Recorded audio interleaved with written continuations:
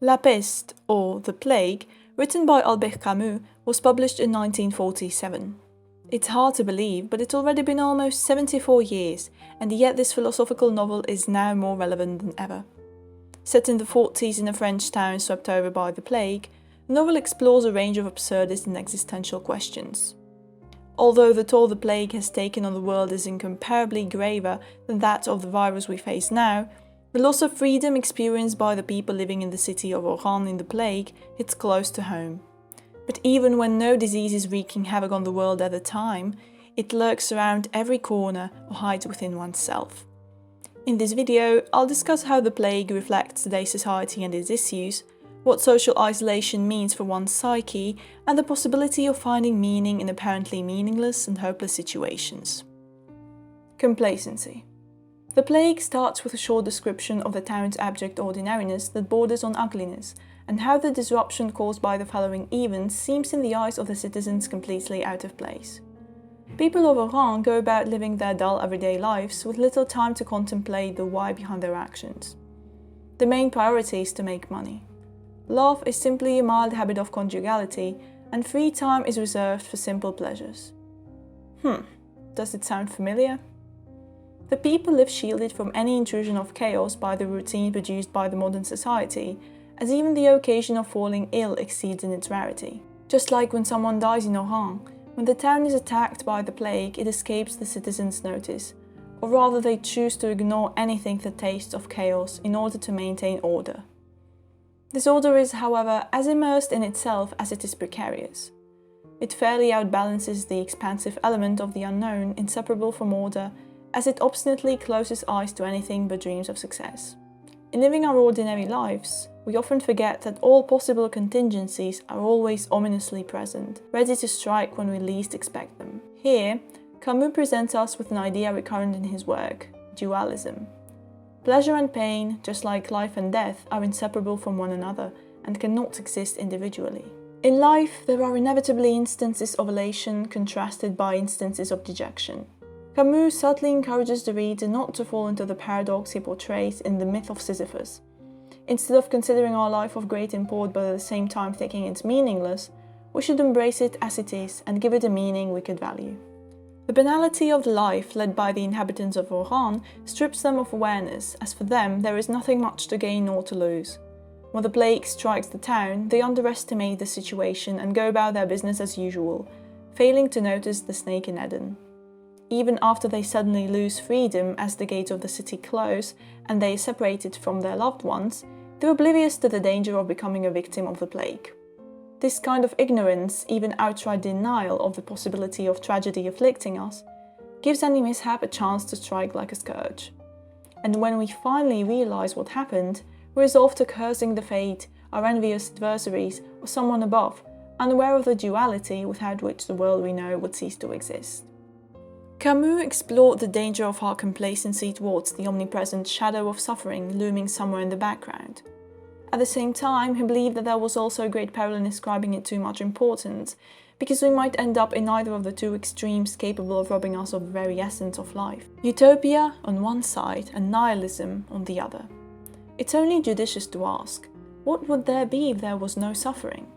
What would there be if there was nothing but suffering? Neither of the world is conceivable, as in both any motivation to move forward ceases to exist. This of course doesn't imply that self-mortification is a means to betterment. The idea is that suffering may well be viewed as a life's device to push us forward. If we can manage to keep walking despite the suffering, we become a stronger, wiser version of ourselves. Consider this excerpt from the book 12 Rules for Life, which I wholeheartedly recommend you to read. I love my son. He's 3 and cute and little and comical, but I'm also afraid for him because he could be hurt. If I have the power to change that, what might I do? I thought, he could be 20 feet tall instead of 40 inches. Nobody could push him over then. He could be made of titanium instead of flesh and bone. Then, if some brat bounced a toy truck off his noggin, he wouldn't care. He could have a computer-enhanced brain, and even if he was damaged, somehow his parts could be immediately replaced. Problem solved. But no, not problem solved. And not just because such things are currently impossible. Artificially fortifying Julian would have been the same as destroying him. Instead of his little 3-year-old self, he would be a cold, steel-hard robot. That wouldn't be Julian, it would be a monster. I came to realize through such thoughts that what can be truly loved about a person is inseparable from their limitations. Julian wouldn't have been little and cute and lovable if he wasn't also prone to illness and loss and pain and anxiety. Since I loved him a lot, I decided that he was alright the way he was, despite his fragility. Although we can deny its existence or despair over its presence, we can't escape suffering. It's what creates a human or a fiend, connects us with one another or destroys our relationships.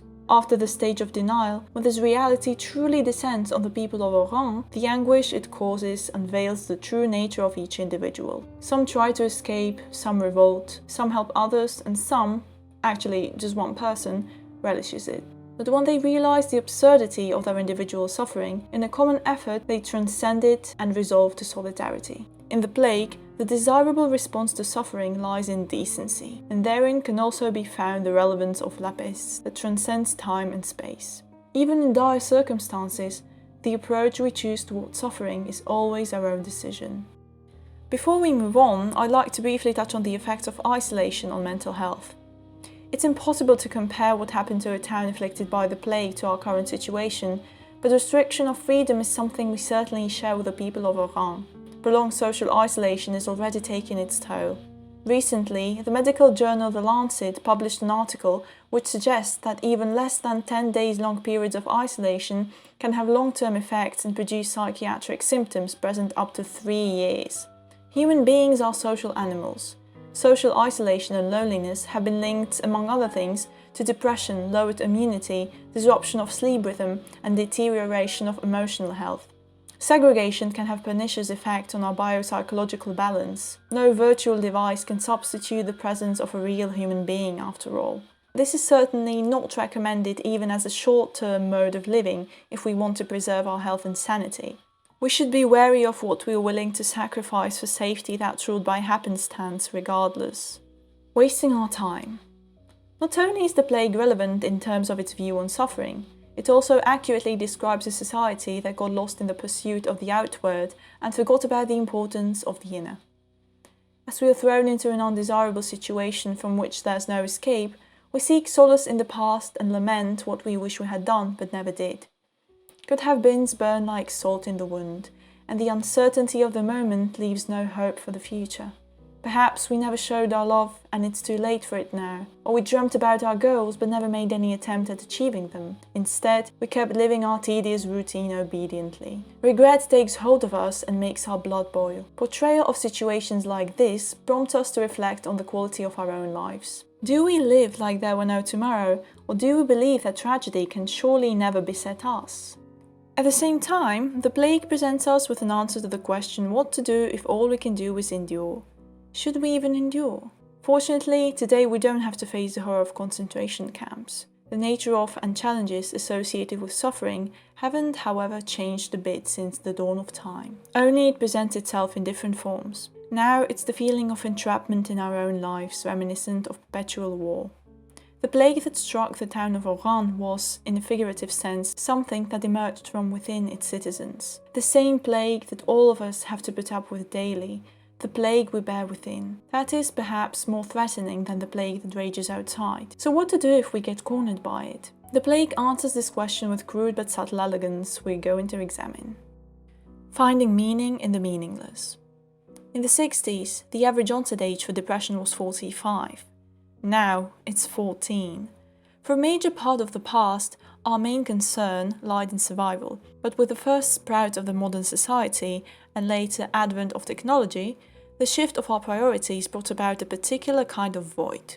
It has made us more isolated from each other than ever before. Our mental health keeps deteriorating, and we can't put our finger on what it is that is rotting beneath the surface. Ideas to give the society a restart, to start anew and exterminate inequality at all costs, flourish amidst this void, but they are far from a plausible solution with a desirable outcome.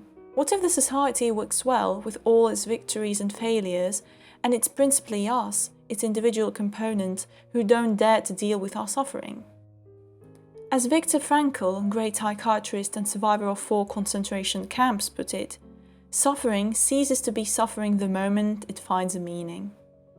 The plague conveys a message that there are neither heroes nor saints, but there are common people who strive to be healers, despite having the plague themselves, and those are the ones we should aspire to become. I can say I know the world inside out, as you may see, that each of us has a plague within him.